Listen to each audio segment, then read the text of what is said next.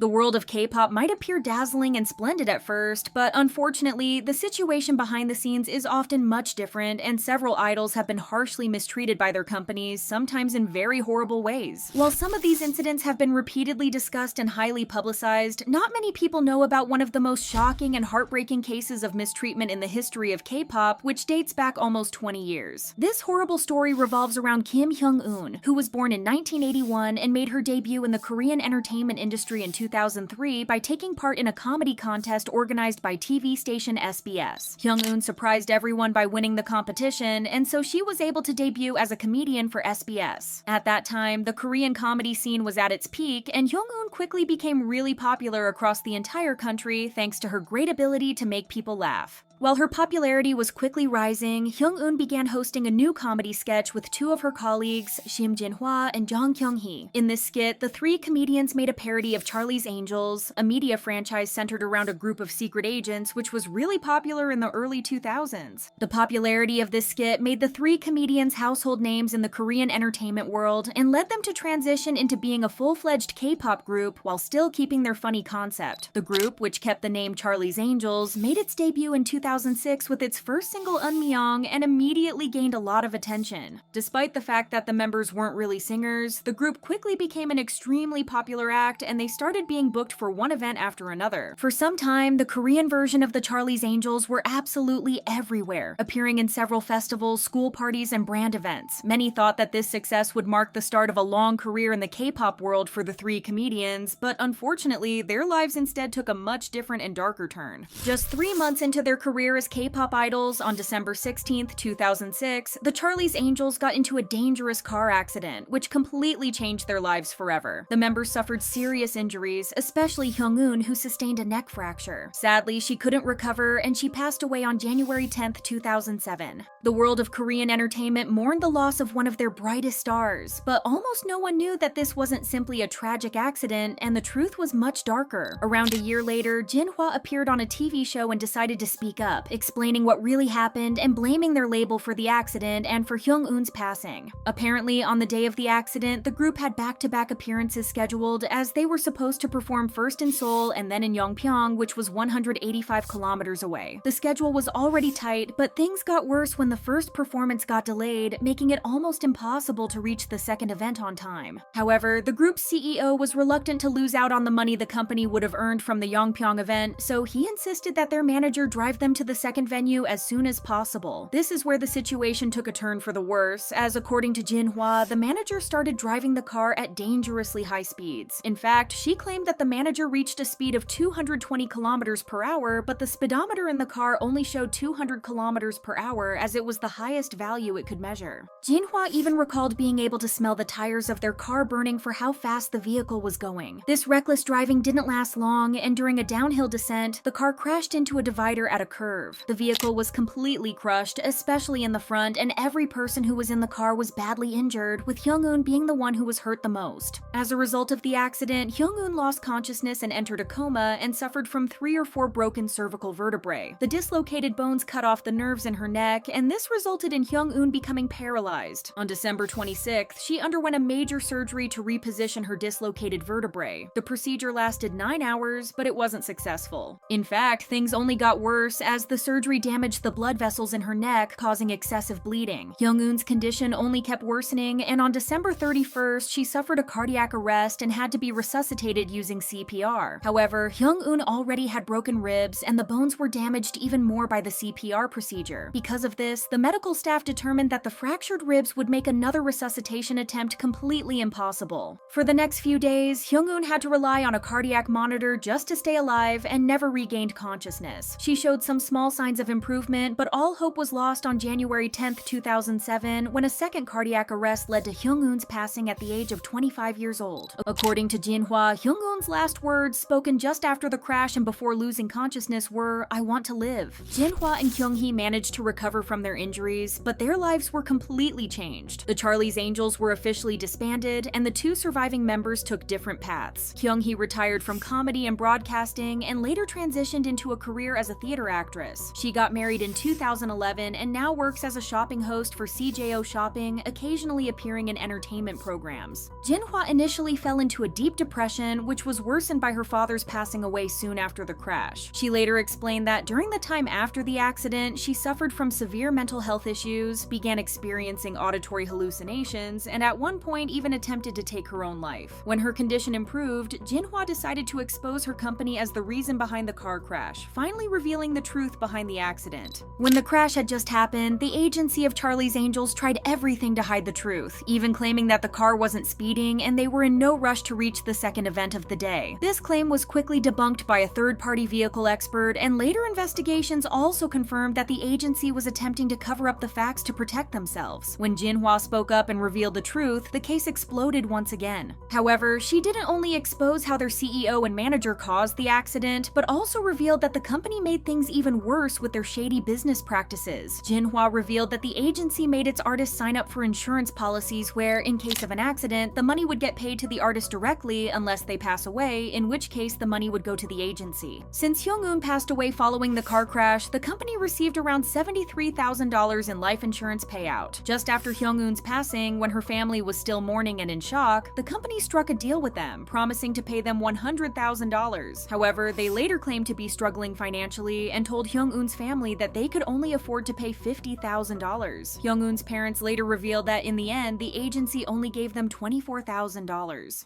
Jinhwa didn't stop here with her bombshell revelations and also exposed how the company overworked the group while paying them almost nothing. She explained that during their activities as Charlie's Angels, the group worked on 47 TV shows, had 29 radio appearances, and 10 live performances, but in total they only got paid $2,000 each. She added that during that time, the group basically worked as slaves, earning money for the agency while they lived in poverty. Jinhwa also revealed that the company staff wasn't treated much better, as their makeup artists and stylists didn't receive any payment at all, and so they left the agency. Jinhwa's statements caused a conflict between her and the agency, which did everything in its power to prevent her from appearing on TV and radio ever again. Despite this, she managed to return to the entertainment world a few years later, and now regularly appears on TV shows and has also acted in a few dramas. Meanwhile, it's unclear whether anyone at the Charlie's Angels agency suffered from any consequence. In any case, these revelations caused a huge controversy at the time, with the tight schedules and low earnings of idols becoming an important issue. Another major talking point was how many K-pop agencies seemed to be completely insensitive towards the safety of their artists. Unfortunately, at that time, not much was done to improve the safety of idols, and several other groups suffered from terrible accidents. Just a few months after Hyung Eun's passing, Super Junior got into an accident which caused various injuries to the members of the group. Even worse, in 2014, 2 members of the girl group Ladies Code passed away after another horrible car crash. While now it seems like K-pop companies are doing more to protect their artists' safety, many of the issues that plagued the Charlie's Angels almost 20 years ago are still present to this day. In fact, numerous groups and idols are still severely overworked and paid very little money, while often being mistreated by their companies. Some improvement has been made for sure, but it seems like the K-pop world is still far away from being a healthy industry. What do you think can be done to improve the condition of idols? Share your opinions down below in the comment section, and don't forget to like, subscribe, and hit the notification bell to discover more about the dark secrets of the K-pop industry. But sadly, that wasn't an isolated case. Another group suffering would expose just how far exploitation can go.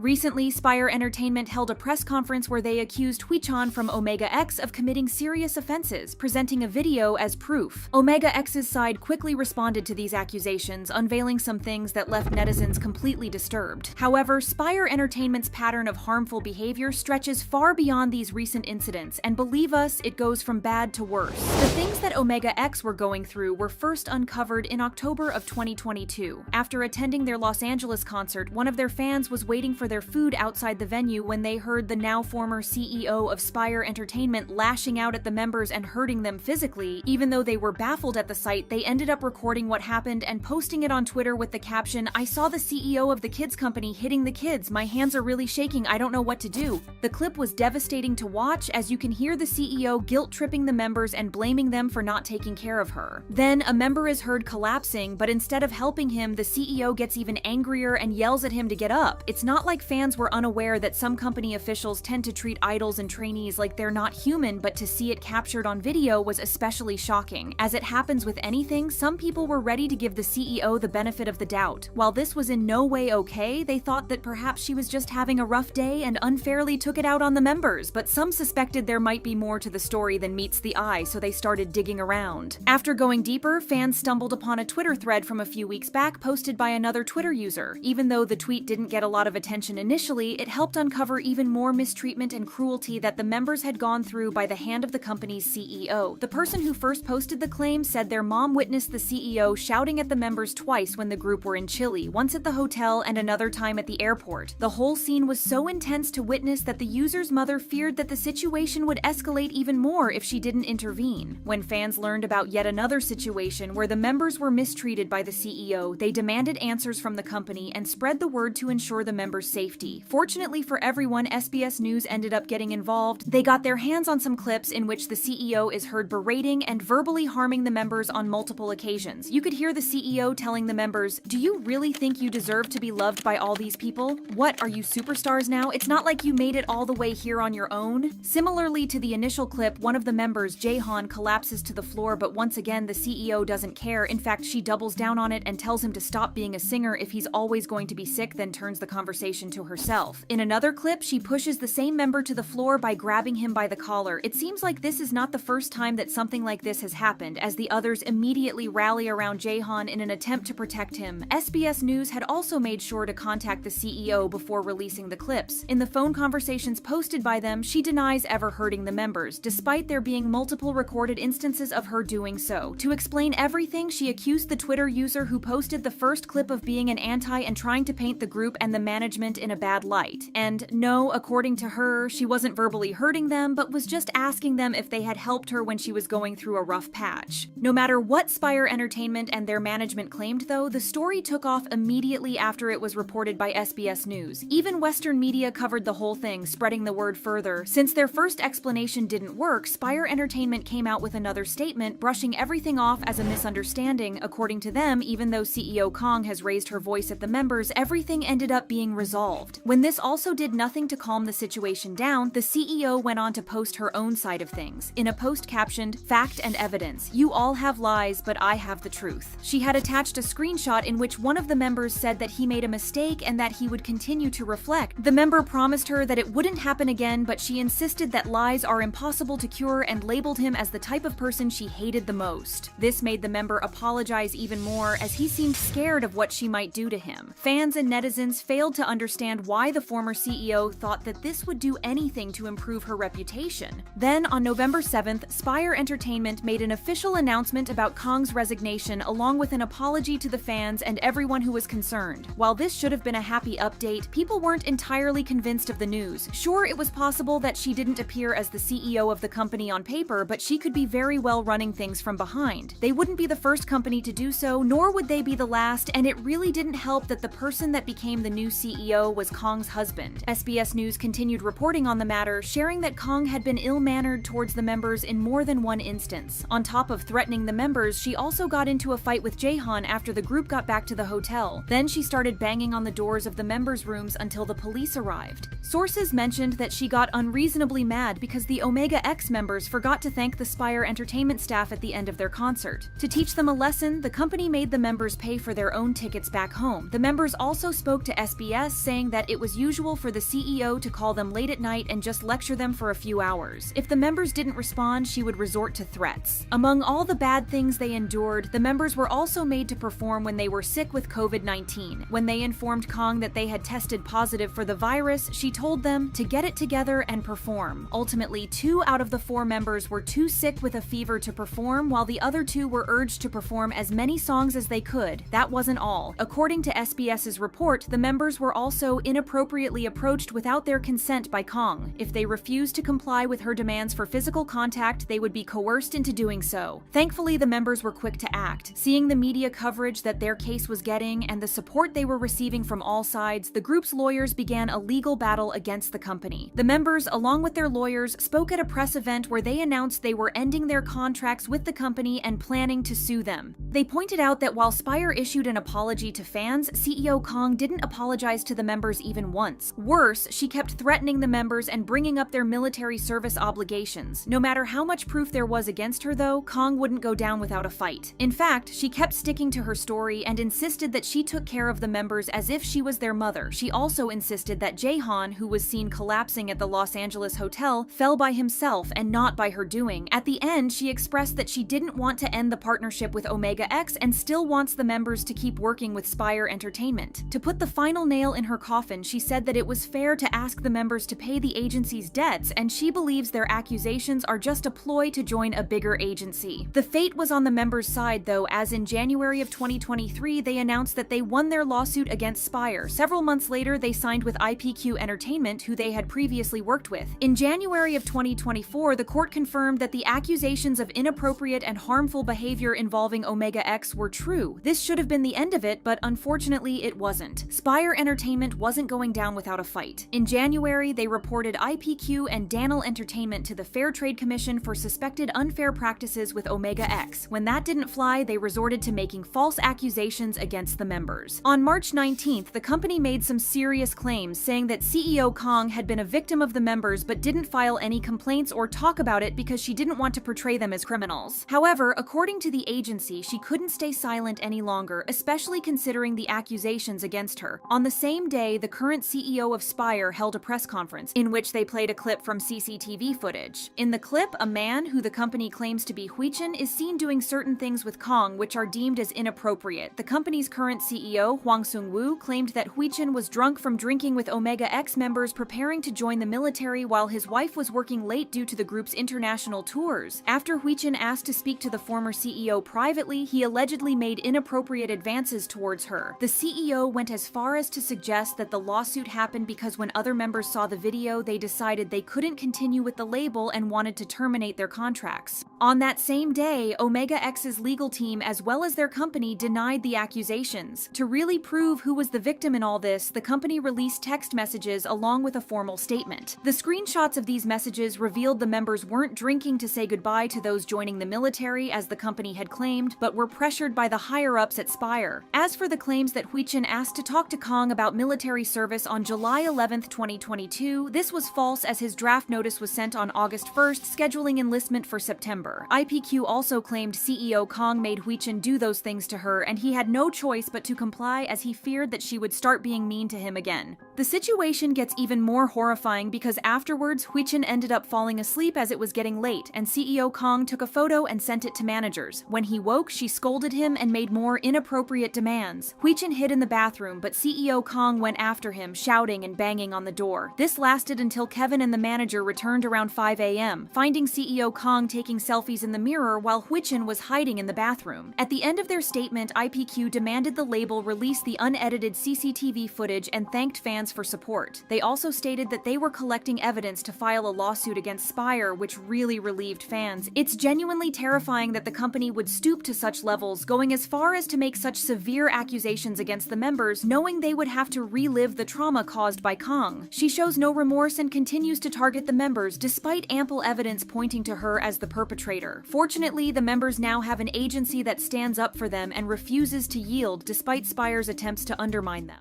And it's not just smaller companies. Some of the biggest names in K-pop have been accused of the same horrifying behavior. KG's departure from VCHA caught fans off guard, but what truly shook everyone was the claim she made about JYP's US division. Now she has laid all the accusations out clearly, backing it all up with solid evidence, and with that kind of proof, JYP is now facing a serious situation that's difficult to ignore or explain away. While her legal battle with JYP Entertainment is still ongoing, KG decided to speak out publicly. In a recent online post, she shared a Google Drive of her court document and screenshots to support her claims of mistreatment during her time in VCHA. Among the files was a trail of evidence that painted a concerning picture of how injuries within the group were handled. According to the document, several members, including KG, were injured around mid-September 2023. One had back and hip pain, another twisted an ankle, and KG herself tore a tendon in her shoulder on September 14th. But instead of being allowed to rest, she says she was forced to repeat the same move over and over again, up to 100 times, by a dance instructor referred to as BM, who is believed to be Lee Bowman. She wasn't given time to rest, nor nor was she allowed water during the practice. It took 2 days for anyone in the company to arrange medical attention, not just for her, but for the other members as well. When they finally visited the hospital on September 16th, all of them received injections. KG says she was never told what was in the shot. She included a photo from her camera roll showing herself in a hospital gown that same day, along with receipts from the visit and a close-up of her shoulder showing a vaccine mark where she says the injury happened. Despite all this, KG claims JYP's US team showed no concern for her condition. She added a screenshot from a video dated just 2 days after her hospital trip, showing that the company still had her working, injured or not. Another photo in her post shows her passed out on the floor before a morning lesson on September 26th. According to her, the lack of sleep and non-stop training had pushed her to the edge, and she came to a point where she was so worn out that staying upright had become impossible. KG's leg injury came next, this time in November 2023. And just like before, she says the response from JYP was pretty much the same, dismissive. Though she did receive multiple injections and some form of treatment, rest wasn't an option. The situation got so serious that doctors stepped in and warned her about muscle damage caused by overworking. They clearly told her to stop dancing and take time off, but that didn't happen. Despite the medical advice, JYP staff reportedly pushed her to keep going, brushing aside the severity of the injury. To back it all up, KG shared a photo dated November 23rd showing visible marks on her leg from the treatment. She also included a screenshot from a video file showing her dancing just a day later, proof that she was still being made to work right after getting medical attention. Things didn't stop getting worse. In December 2023, KG suffered yet another injury, this time to her hip. It became serious enough to cause internal bleeding, reportedly from repeatedly doing a move that involved lying on the floor. Even then, she says JYP staff didn't step in to give her a break. Instead, according to the court filing, she was still being made to work over 60 hours a week. The environment was intense. The girls were often pressured to stay late, afraid they would be labeled lazy or not dedicated enough. One of the members was in charge of telling the staff when rehearsals would end, which only added more pressure. Back in November, KG says she pushed herself even harder just to keep up. Staff told her to match the level of Korean trainees who had stayed as late as 1 a.m., so she agreed. That day, she ended up training from 10:30 in the morning to 11 at night. More messages revealed just how deep the pressure from staff really went. On November 28, 2023, KG had a conversation with one of the members who said the company had told them that anyone who didn't stay in practice as long as KG was simply being lazy. This made the rest of the group feel they had no choice but to stay late too, even when it crossed healthy limits. That same chat showed how the pressure started affecting their relationships. The member asked KG if she minded when others left practice earlier and worried that doing so made them bad teammates. It was clear the environment was making them feel guilty for setting boundaries, and possibly pitting them against each other. In another conversation, KG asked the members if they knew their schedule for the next week. Alex Hwang, a JYP staff member, had asked her what she planned to do, and KG was worried that leaving practice early would make her look bad. She admitted she wanted to leave when the others did, but was scared Alex might be upset. One of the girls told her not to worry since they were already staying late anyway. Still, KG felt unsure. She said she was slower than the rest and needed more time, and feared Alex might report her to the company or label her as lazy if she didn't push herself harder. One member tried to comfort her, saying she just needed more time for the moves to sink in, but the anxiety clearly hadn't gone away. One of the clearest signs that things weren't okay came from KG's own messages to her mom. In them, she admits she's been staying at the practice room well past midnight and tells her how drained she feels physically and mentally. In one text, she says, "I go from morning vocal lesson to lunch to 5-hour dance lesson to dinner to Pilates or physical therapy, then back to dance training till 10 to 11 p.m., adding, "I need help." In a different set of messages, KG opened up to her mom about how intense things had gotten. She said that even sitting down for just 5 minutes was enough to get them yelled at by Alex. If anyone tried to rest, Alex would show up, question why they weren't practicing, and then report it to the company, apparently to make herself look responsible. The pressure also extended to what the girls could eat. While they were in Korea, JYP pushed them to eat only the company-provided salads. Technically, it was optional, but the message was clear. Refusing would lead to disappointment or judgment. In a screenshot of a group chat conversation, one of the VCHA members mentioned that staff had asked if they were eating the salads. She admitted she usually did, but added that she had to eat other things too because the salads alone weren't enough to get through exhausting practice days. Still, with their schedules getting even longer, she said she was thinking twice about continuing with it. The girls also shared how they were tired of eating the same thing all the time and wanted a change. To make them feel guilty, the company reportedly told them that not eating the salads would be wasting food. Things got worse when Alex told the members that gaining weight would only make dancing harder. In another conversation, someone from the company said their performances were weak and lacked energy, blaming it on the fact that they were dieting too hard, as if they weren't the ones responsible for it. Then there were the comments from staff like Won Jong-ho, who basically told the girls things like, "Lose weight or you'll regret how you look," and on another occasion bluntly said, "Don't eat." These remarks left the members anxious about food and made them feel guilty for eating anything more than what they were told to.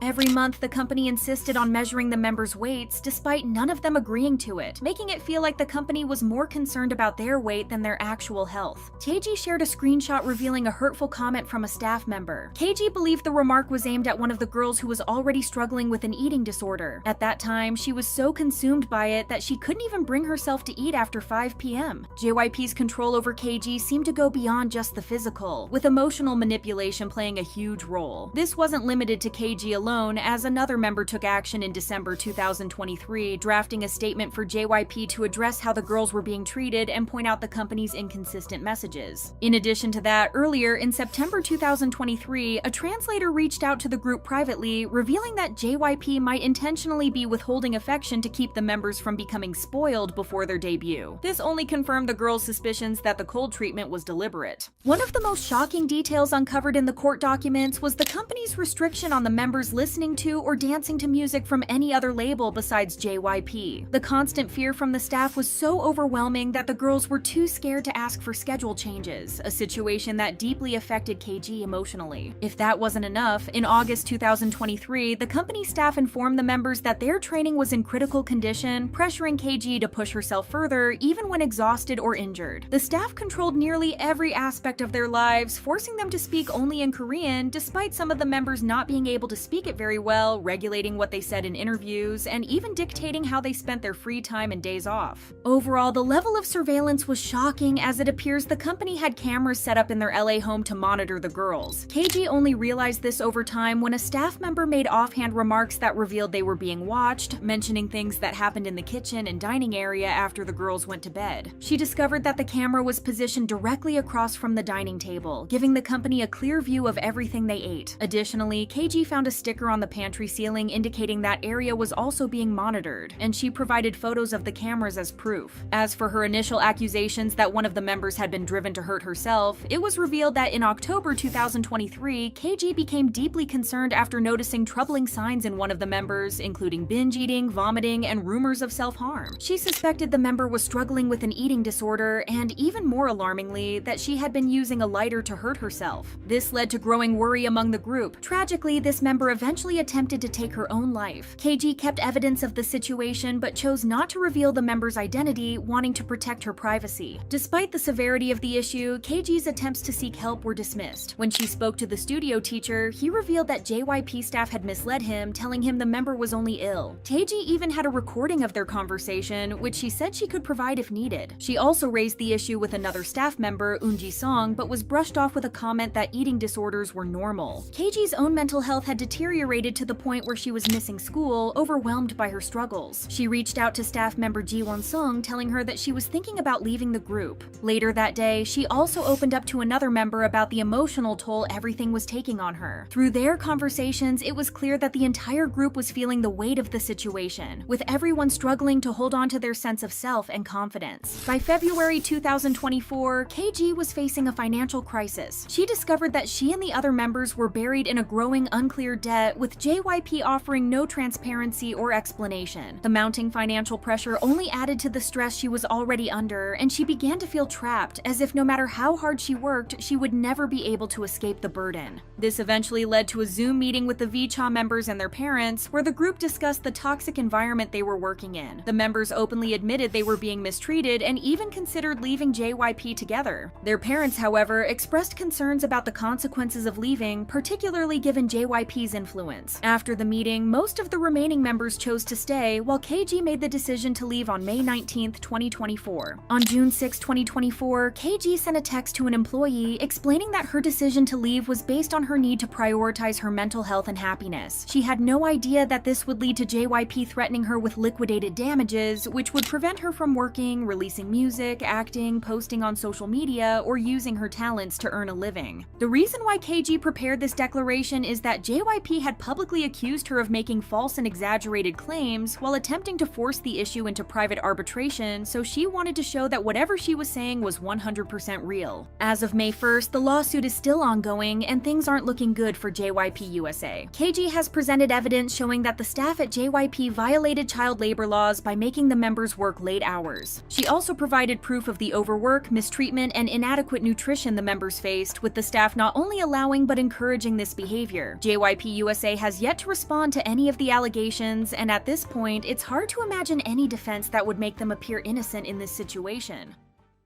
But even outside the spotlight, idols continue to endure unthinkable treatment behind closed doors. Gongwon fans were taken by surprise when it was revealed that the group won the first trial in the lawsuit against their company, The Wave Music. Not that they didn't believe that the members had a chance of winning, but because they didn't know that a lawsuit was taking place at all. But the more it was revealed about the lawsuit, the more fans found out about the way the company has mistreated the members since their debut, and the truth was truly disturbing. To give you some backstory first, Gongwon made their debut in September 2018 under Kiwi Media Group. The company Kiwi Media Group changed their name to The Wave Music. It was alleged that the group kept moving companies because the higher-ups didn't report their finances properly, so they would be blocked by the stock market trading, make up a new company, move Gongwon there, and then do this all over again. After Gongwon made the switch to The Wave Music, the fans noticed that the promotions for the group went through a stark decrease, with the group's latest comeback being in May of 2021. This worried them since the group basically halted all their activities and the members disappeared. Then more information came to light. Producer Swin Lee posted an Instagram story in February of 2022 claiming that he hadn't been paid for his work on Gongwon album titled The Other Side of the Moon. Swin Lee is a known producer who has worked with La Pomme, Trends, and VAV in the past and has been pretty well liked in the Gongwon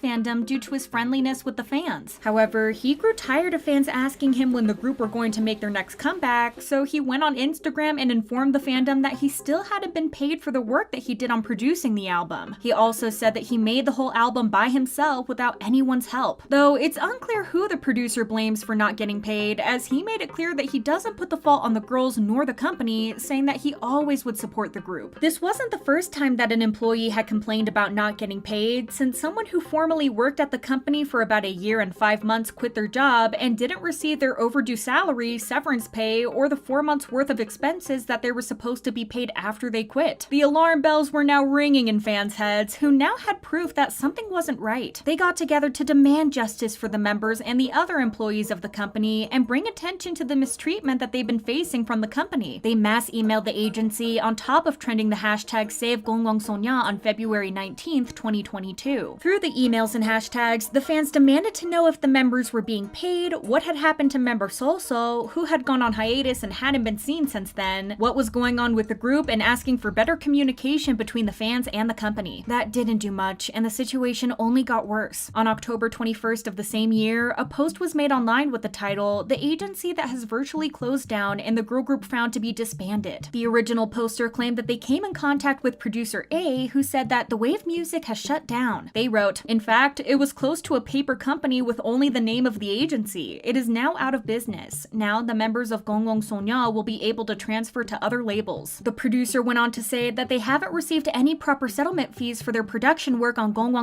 album. The news was never confirmed though, and the fans grew more and more concerned of what was happening with the group. The members also opened personal Instagram accounts, but the fate of the group itself was unknown. Did Gongwon disband? If so, what were the plans of the members? The update that fans were so desperately asking for came on January 22nd when multiple media outlets reported that Gongwon had filed a lawsuit against their label to terminate their exclusive contracts and had won the first trial. They decided to go through the legal route of leaving the company because of the unsuitable working and living conditions. The news of idols seeking to terminate their contracts due to mistreatment have become too familiar lately, and Gongwon case wasn't any different. The lawsuit revealed the absolute horrendous treatment that the members of the group were subjected to. These mistreatments ranged from being evicted because of unpaid rent, the foreign members being paid fines because of the company's neglect of proper visa work, to the company not providing records for payment. Gongwon side revealed that they were evicted from their dorms back in February of 2022 because their company failed to pay the rent. A few months later, in July of the same year, the company also got rid of the studio that the members used for dance practice, which is quite an essential space to an idol group. The constant mistreatment that the staff and the members were dealing with led to all of Gongwon Sonya's team of managers and administrative staff leaving the Wave Music. To make matters worse, the lawsuit also revealed that the Wave Music neglected the two foreign members of the group, one who comes from Japan and the other who is Taiwanese. Mia and Solso were both penalized with hefty fines, but also criminal records for overstaying their visas, all because the management failed to take care of their immigration status. The report also said that the company didn't provide any adequate records of having paid the members with their fair shares of wages, which is the least surprising news of all. Additionally, the members have no records of having their settlements paid with regard to wages, meals, or training. The members of the group stated, "Since our last album activity in June 2021, we have been neglected to a level where we cannot engage in entertainment activities." The group side also shared a brief statement in regards to the lawsuit saying, "The failure to care for the members, as well as the failure to provide transparent records of finances, have damaged the trust between the Wave Music and the Gongwon Sonya members. Hence, the contracts can no longer be held valid." Thankfully, Gongwon Sonya ended up winning the first lawsuit. The 28th Civil Division of the Seoul Central District Court ruled in favor of the members to confirm the non-existence of their exclusive contract. All the members need now is for the judgment to be finalized in 2 weeks so that their exclusive contracts will be terminated and the members will be able to go on with their careers. The courts believe that one of the ways that exclusive contracts can be terminated is if the trust between the company and its artists is broken, like not providing settlement data. Thankfully, the Gongwon Sonya members had it easy since the Wave Music failed to respond for more than 1 month after they received the complaint, so there was no hearing process needed to end the lawsuit. The judgment will also become final if the company doesn't appeal within days of receiving the judgment. The netizens were shocked at the things that the lawsuit revealed. As mentioned, they had a slight idea that Gongwon Sonya were not working under the best conditions, but they had no idea just how severe the mistreatment was. A netizen went on Nate Pan and commented on the issue saying, "Evicted from their dorms because the rent wasn't paid, and foreign members have criminal records now because the immigration law penalties? How cruel is this for Gongwon Sonya?" Another wrote, "Criminal records because of the immigration laws? That sucks. I used to think Gongwon Sonya had a lot of potential. I wish the best for the members." Just the fact that the members ended up with a literal criminal record says a lot about how horrible the situation is. The industry experts have come to the conclusion that it's common for idols and trainees to be neglected and mistreatment without getting any support from the agency, like in Gongwon Sonya's case. With the rise of girl groups in K-pop in the late 2000s, after the debut of Girls' Generation and Wonder Girls, who became highly successful, small and medium-sized agencies started popping up and debuting their own groups with the hope of reaching the success of their seniors. Because the idol market has expanded so much, and because so many groups have debuted every year, these girl groups are expected to reach success in a short period of time after debuting. If they fail to do so, they won't receive any additional investments from the company. This will make employees leave these agencies one after another, to the point that only the singers who are under exclusive contracts are still with the company. However, the way these companies are more focused on making group after group in the hopes that one of them will become successful rather than invest in a single group and treat them right is truly disturbing. What's even more disturbing is that lately, it seems like most idols and groups who are under small companies are filing lawsuits and revealing the horrible things that the companies made them go through. It's terrifying that even though we have a small idea of what's happening, we'll never know just how mistreated these idols are until these stories come out. One good thing about all of this is that they're breaking free from their companies, and the South Korean legal system is taking a step into the right direction when it comes to the payment of idols and their rights in the industry. It's even a good thing that the Wave Music didn't trademark any of the stage names of the members or even the group name itself, so if the members' contracts get terminated, the Gongwon Sonya members have the chance to continue promotions under the management of another company and under the same name. Let's hope that these cases encourage other groups to come forward with their stories and put an end to the mistreatment of idols. And when it comes to mismanagement, one company's downfall revealed just how deep the mistreatment really ran.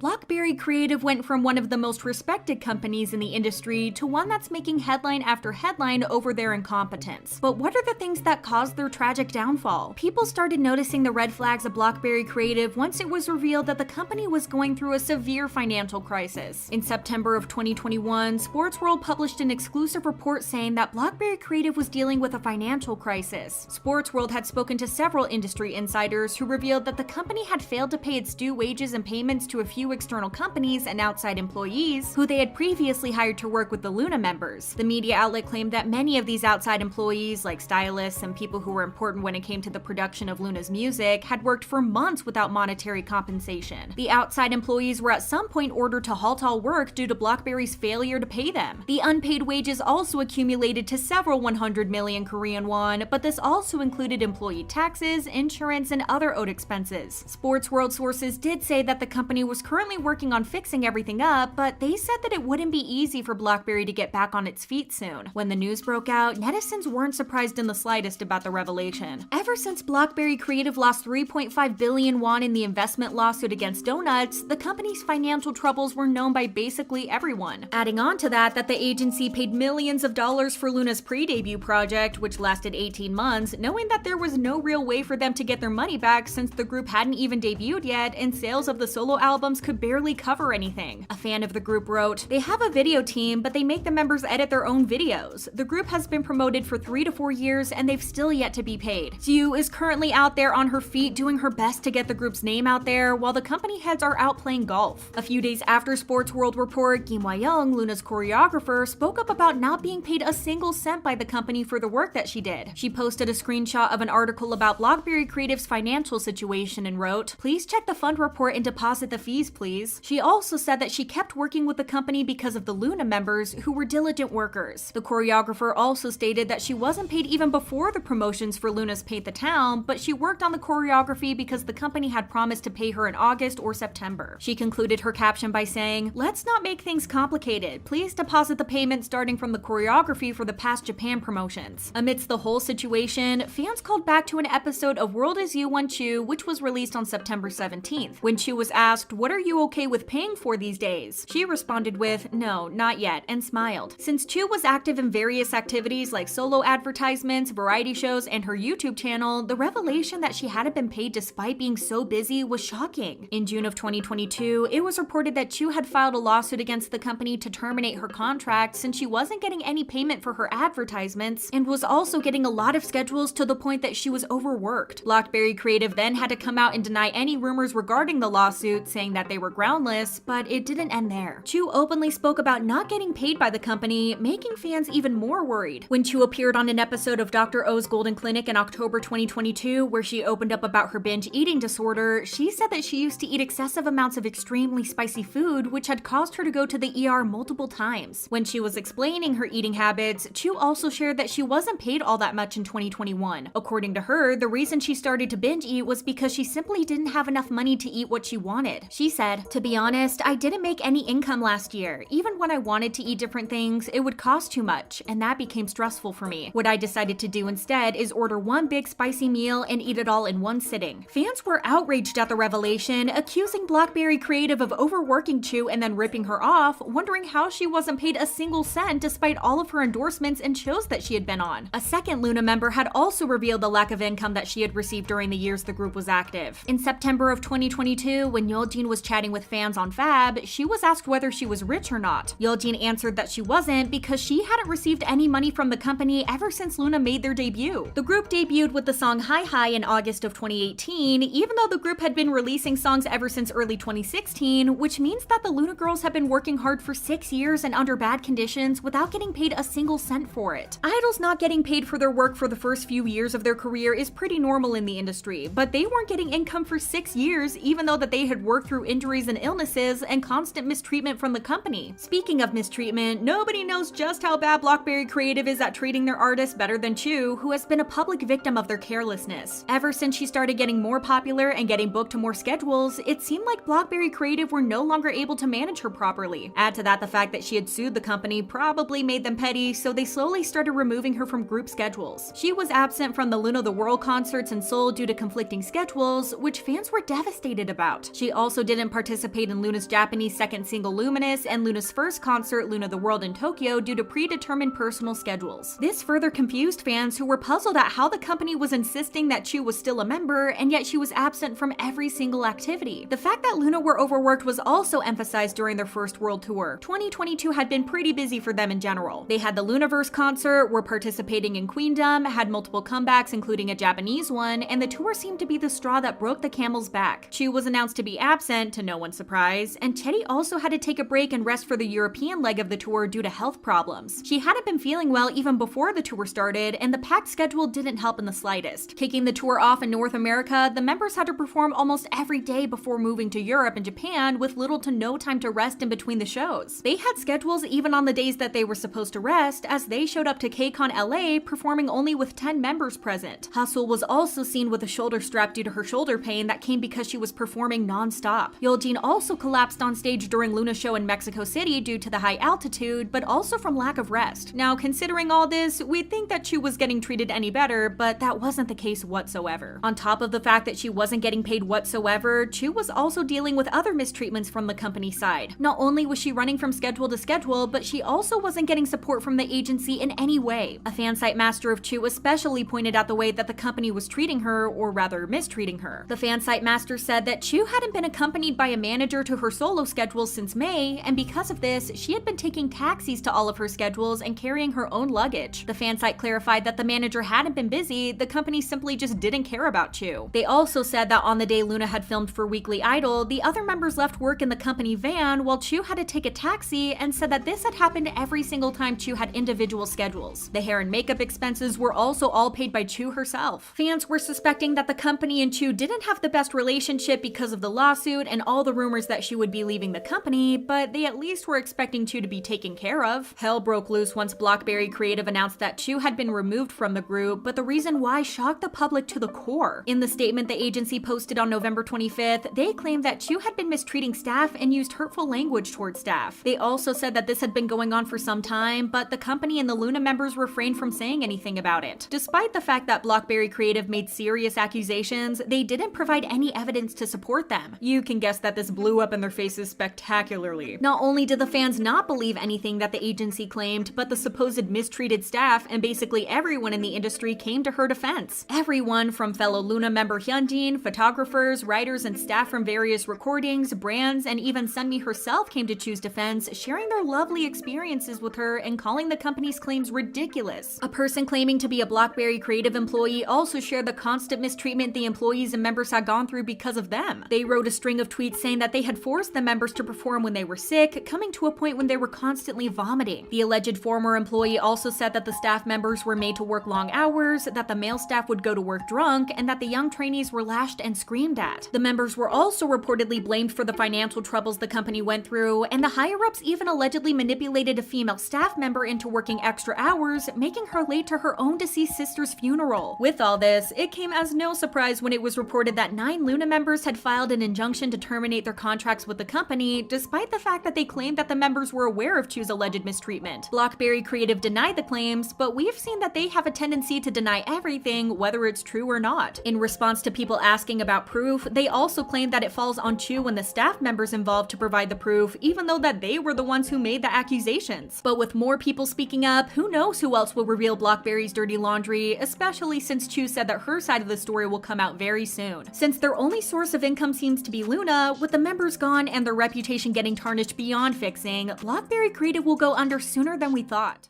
But that wasn't the last time fans would witness just how badly a company could treat its artists. The media outlet JTBC recently made a shocking revelation that an unnamed girl group member faced severe mistreatment at the hands of her CEO. While the idol's identity wasn't disclosed, many fans believe it's Gaeun from MADEIN, sparking worries for her safety. Fans started to get a sense that something was off on November 10th as they noticed Gaeun had unfollowed 143 Entertainment's CEO, removed MADEIN from her Instagram bio, and deleted all her posts. It's safe to say that this sudden move surprised many, especially since there were no prior signs of issues within the group. This led to fans sharing plenty of theories online. Some believed she might be leaving the group, as wiping traces of MADEIN from her social media could indicate such a decision. As one Twitter user put it, "The CEO part didn't really raise any flags for me, but the fact that she removed the group name from her bio is not a good sign." Others suggested she could be going on a hiatus rather than a permanent departure. However, many urged caution, reminding everyone not to read too much into Instagram Instagram activity as a reliable indicator of what's happening with Gaeun or MADEIN. It was also pointed out that she still followed the group's official Instagram and all the members, so many fans didn't see this as a reason for concern. Just a day later, 143 Entertainment posted a statement on their Twitter account announcing that Gaeun would be going on hiatus due to health reasons. According to the company, she had visited the hospital for health reasons and was advised to rest, so she made the decision to take a break for a while and focus on getting better. In the meantime, MADEIN would continue promoting with 6 members. As expected, fans rushed to wish Gaeun a speedy recovery, asking the company to take good care of her. After all, with how demanding the industry is in its very nature, it's no surprise that idols have to take breaks for health reasons, so nobody thought much of it. That is until November 22nd. On this day, JTBC aired the newest episode of Scandal Supervisor, in which they discussed the case of a 5th-generation female idol who was an alleged victim of predatory behavior by the CEO of her company. The idol shared a recorded statement with JTBC, where her voice was altered to keep her identity hidden. The trouble reportedly began when the idol invited her boyfriend to the dorm to hang out. This led to significant issues, and to make things right, she apologized to the company and even offered to leave the group if the CEO wished her to do so. Instead of responding directly, the CEO suggested that if he were to grant her a wish, then she should grant him a wish as well. The wish in question, for the member to be his girlfriend. If that wasn't alarming and disturbing enough, the CEO also asked the idol if he could kiss her, but didn't wait for a response and forcibly kissed her. She described how he pushed his tongue into her mouth despite her resistance and then licked her neck and ears. The idol explained that she tried to shield herself by keeping her hands in front of her private parts, but the CEO ignored her resistance. He moved her hands away and touched her inappropriately for 2 hours despite her repeatedly telling him to stop. The idol then revealed that she agreed to the CEO's request, assuming it would be something ordinary like sharing a meal or watching a movie. She also wanted to stay with her group on stage until her departure, fearing what he might do if she didn't comply to his request. However, the date was anything but normal. The CEO locked the door to his office, kept touching her repeatedly without consent, and forced kisses on her. The alleged victim revealed that she constantly said that she wanted to get out of the situation, but her pleas remained unheard. A lawyer representing 143 Entertainment responded, claiming that the girl group member chose to stay with the group and agreed to be the CEO's girlfriend for a day as part of her decision. The lawyer also mentioned CCTV footage showing the two in a car, insisting nothing non-consensual occurred. Despite the CEO's claims, the idol's parents were invited to meet him, where he admitted to making a mistake. Refusing to hold back, they allegedly confronted him, saying, "You have been watching over our children with ulterior motives. Haven't you seen a lot of late-night movies with female idol?" The CEO denied their accusations, claiming they only went to the movies once. However, the parents argued that their daughter had no choice but to follow his demands and reminded him that she was still a minor. At this point, the CEO shifted his stance. Initially dismissing the situation as a misunderstanding, he began apologizing instead. He assured the parents he would step down as CEO and avoid contact with the group's members, which was the least he could do. However, even these commitments seemed shaky. The CEO cited technicalities, explaining that his resignation wouldn't allow the group to disband due to obligations to the company's stakeholders. Additionally, he admitted that stepping down wouldn't truly separate him from the group, as he would still oversee their activities from behind the scenes despite no longer holding the CEO title. The company also brought up Korea's Children and Youth Act to argue that the member hadn't been a minor at the time of the incident. To explain, in Korea, the definition of a minor varies. Civil law considers anyone 18 or younger as a minor, while the Children and Youth Act defines a minor as someone 17 or younger. So the agency went on to claim that under the Children and Youth Act, the idol involved was not a minor during the incident. As expected, the CEO and the company broke their promises. Just days after meeting with the parents, he was seen watching the group perform, but when confronted again, he said he would leave. Then, 2 days later, he flew with the members to Japan, even sitting next to his alleged victim. JTBC reported that the idol, along with the other members, were in shock, with the alleged victim visibly shaking in fear throughout the flight. Things took a turn for the worse when JTBC reported that the agency put the member on hiatus after the incident. Meanwhile, the CEO attempted to convince the other members that the alleged victim was actually at fault, trying to manipulate them into believing the wrong person was to blame. An informant repeated what the CEO told the girls, which was apparently, "If this becomes public and the company closes or gets damages, do you know how much you have to pay in reparation? Do you want to continue with the group or not?" Despite all that had happened, the legal representative for 143 Entertainment continued to argue that nothing non-consensual occurred between the CEO and the idol. Instead, they claimed the idol was responsible for causing tension and controversy in the group. They acknowledged that the CEO hugged her, but argued it was simply to comfort her when she wanted to keep working with the group, insisting it wasn't inappropriate or non-consensual. The parents spoke out as well, telling telling Scandal supervisor that the CEO had committed a crime and that their daughter was the actual alleged victim. JTBC didn't reveal who the member was, as they had altered her voice and blurred the background video that was shown during the segment, but people still managed to figure out who it was about. Twitter users in particular identified the video as MADEIN's UNO performance at M Countdown. The things that were revealed during the episode also made people believe that the member in question was Gaeun due to the fact the alleged victim had also gone on a health-related hiatus out of nowhere. The fact that she even unfollowed the CEO on Instagram led people to think that there was some truth to these speculations. The day after the report aired, 143 Entertainment issued a statement denying any misconduct or misuse of power between the member and the CEO. They explained that the hotel incident actually involved the member spending time with acquaintances, not in the way the report suggested. The company also claimed that JTBC relied on inaccurate accounts from people unrelated to the alleged victim, calling the issue unfounded and apologizing for any concern caused. However, the public remained skeptical and found it difficult to trust the company's response. One detail in the company's statement caught particular attention: the mention of a hotel incident. This raised eyebrows, as JTBC's coverage never brought up anything about a hotel, making people believe that, at this point, they were basically telling on themselves. Additionally, a Twitter user pointed out how outrageous the statement was, highlighting that the company essentially admitted the report was about the CEO. Through this post, they also acknowledged much of it was true, but claimed it was misinterpreted and dismissed it because a whistleblower was involved, implying an employee would lie without any reason. Fans were also outraged that the statement blaming the alleged victim, not the CEO, was posted on MADEIN's official accounts instead of the company's account. The situation got a lot more concerning when fans noticed that Gaeun's official Instagram account liked the statement and had refollowed both the CEO of the company account. This meant that the same people that are being accused of misconduct seem to have control of the alleged victim's account, which could be incredibly dangerous. Fans have also recalled MADEIN member Miyu mentioning in the past that the CEO frequently confessed to her. With the latest information coming to light, many now view this behavior as unsettling. Due to everything that's going on, both fans and non-fans are urging a total boycott of the group and its agency, asking others to unfollow both and avoid their content. They want to send a clear message: no support or revenue will come their way unless the CEO faces the proper consequences and leaves the company. For now, all we can do is hope Gaeun is safe, surrounded by people who care for her and will support her through everything that's happening.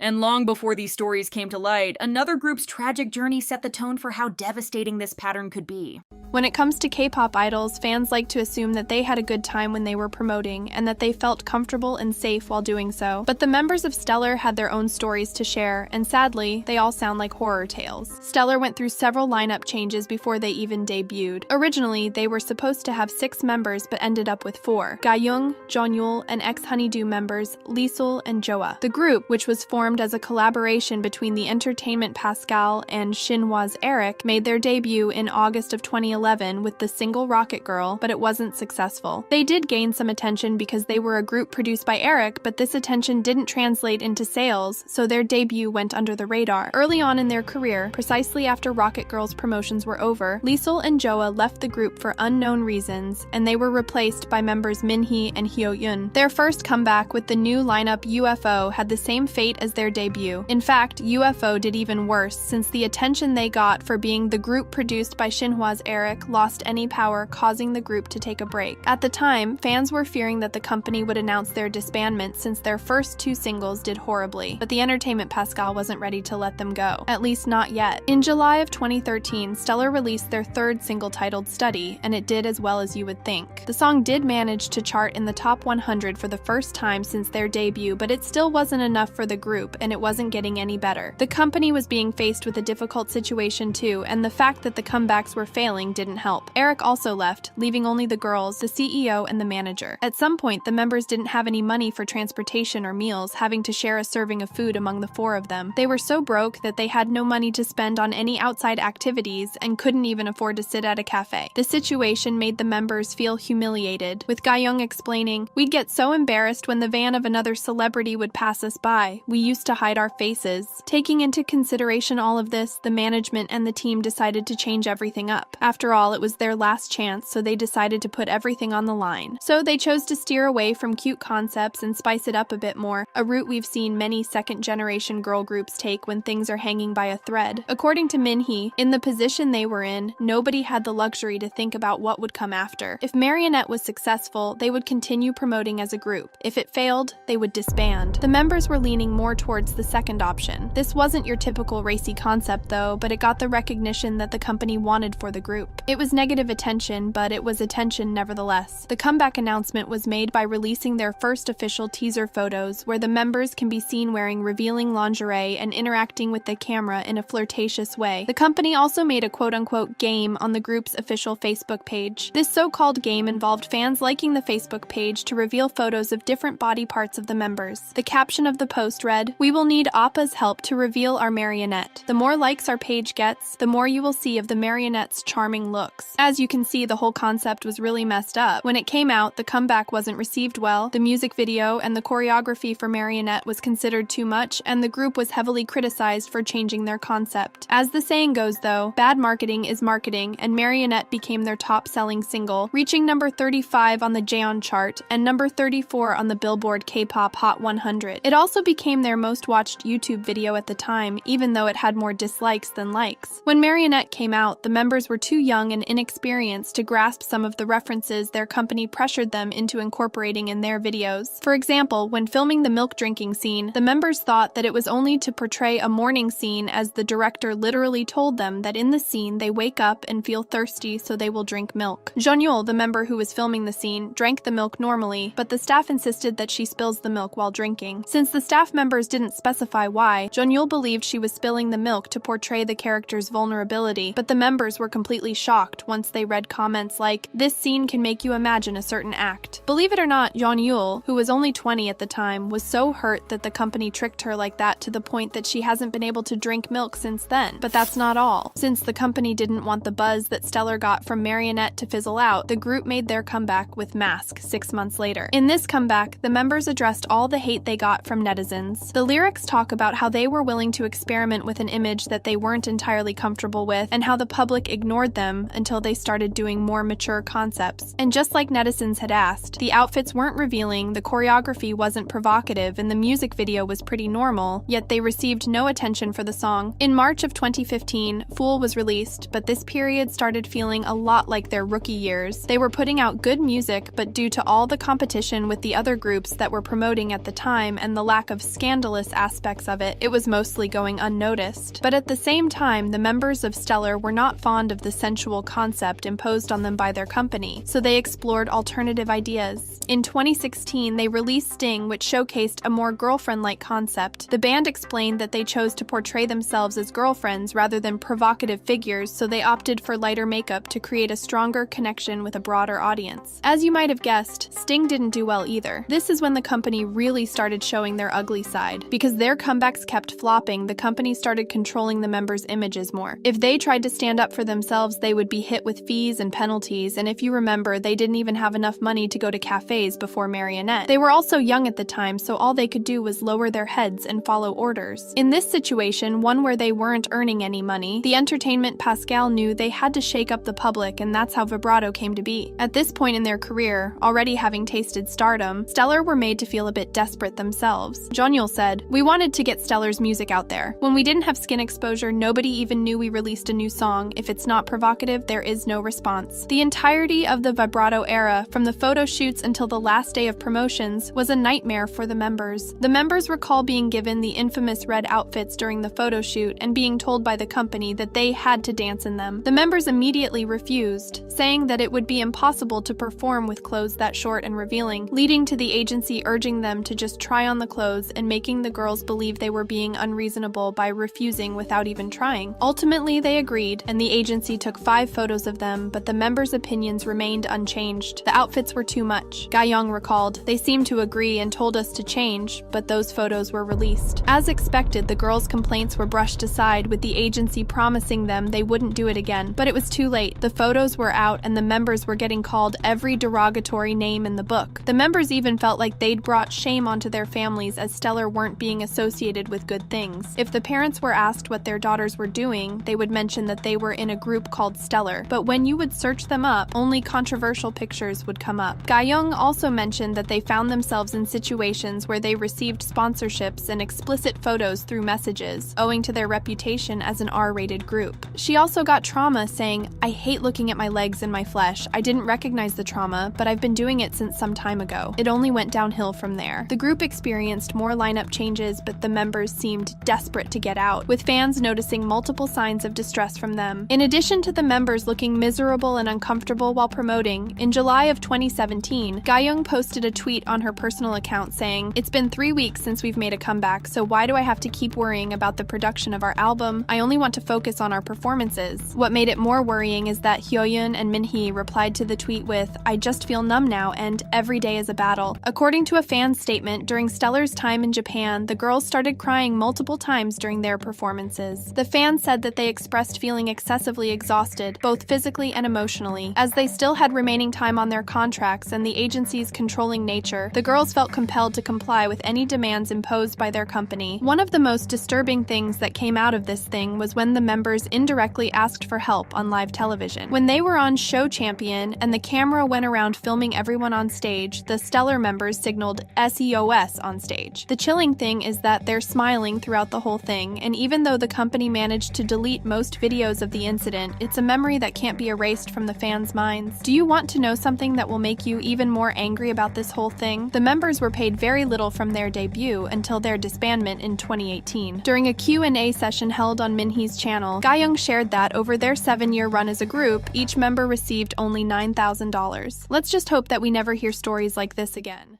What do you think can be done to improve the condition of idols? Share your opinions down below in the comment section, and don't forget to like, subscribe, and hit the notification bell to discover more about the dark secrets of the K-pop industry.